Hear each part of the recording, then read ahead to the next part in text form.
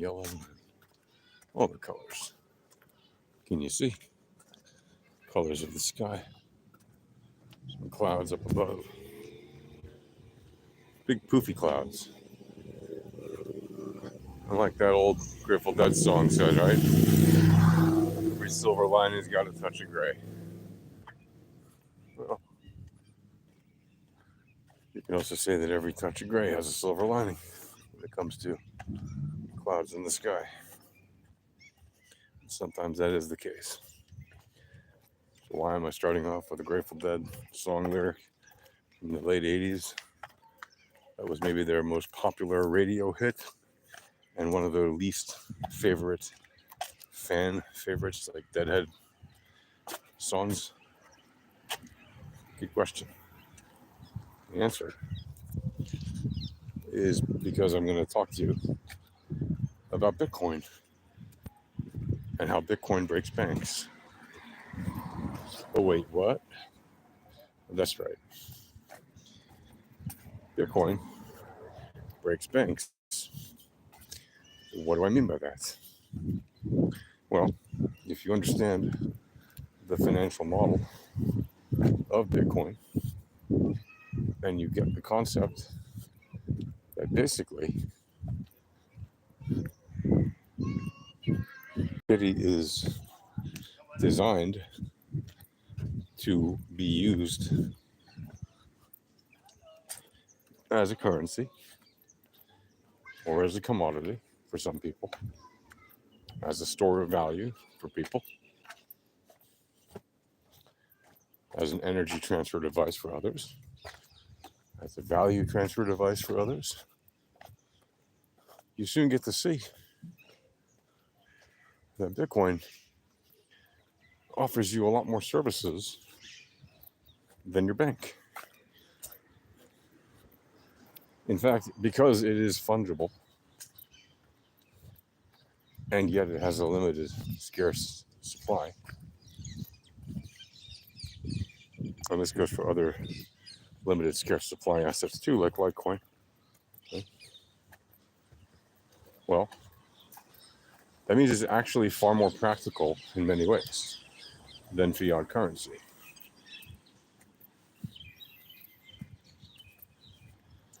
For example, if you're one of the 8 billion people on Earth that don't live in the United States, or there's 300 million people and there's about 8.2, 8.3 billion people on Earth, so basically 7.9 to 8 billion people on Earth live outside of the United States.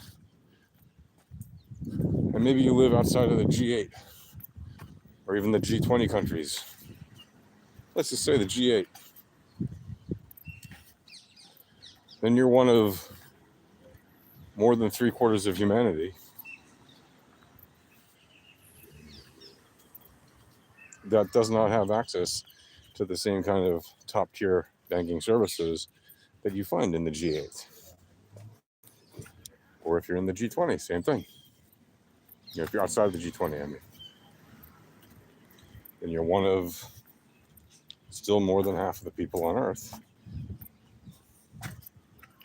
who don't have access to top tier or even second tier banking services. But even if you do have those top tier services, even if you are in the United States, how is Bitcoin more useful to you than a bank? Well, you can settle transactions in an hour, very often within a half hour or 20 minutes or 10 minutes or very often minutes. You can't do that with a bank. Not if you're sending a wire transfer to anybody. Yeah, it can get there the same day. It's not usually going to be an hour. Unless you're sending from one account to another in the same bank. And even if you are, the fees for your bank transfer will vary from bank to bank and will usually be pretty high. Now you can say XRP solves this, that's why XRP exists.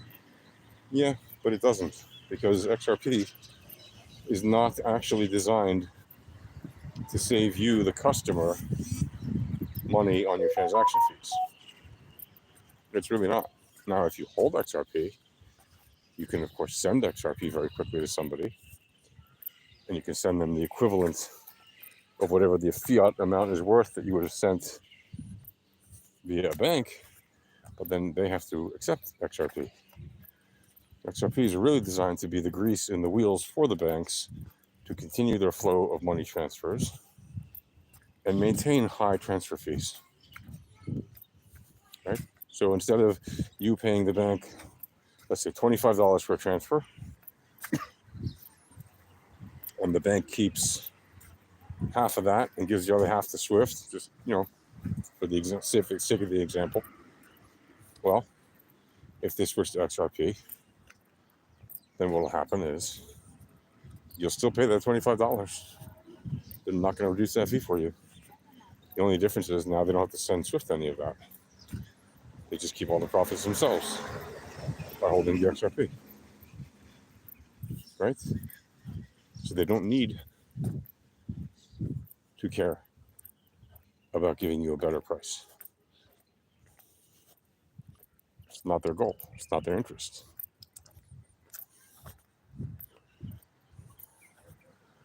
But with Bitcoin, it wasn't designed specifically to be a wheel greaser for the banks. It was designed to be an electronic peer-to-peer cash system that also happens to run its own money transfer network, and that also happens to run its own security network, and that also happens to run its own mining network, and that also happens to run its own uncensorable ledger. So that is why,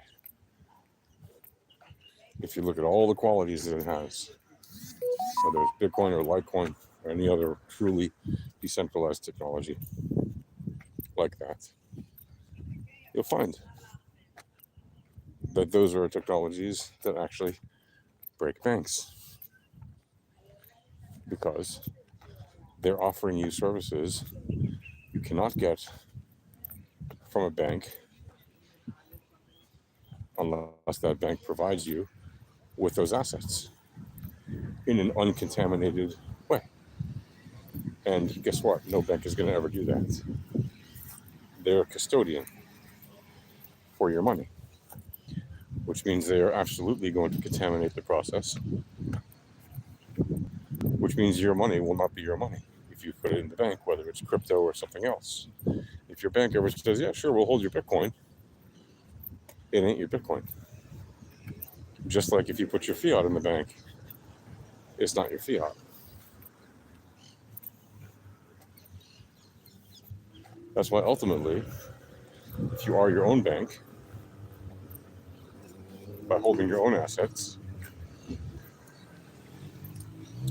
then your crypto can break the bank. And that's how it's done. All right. See you later. Happy Bitcoin.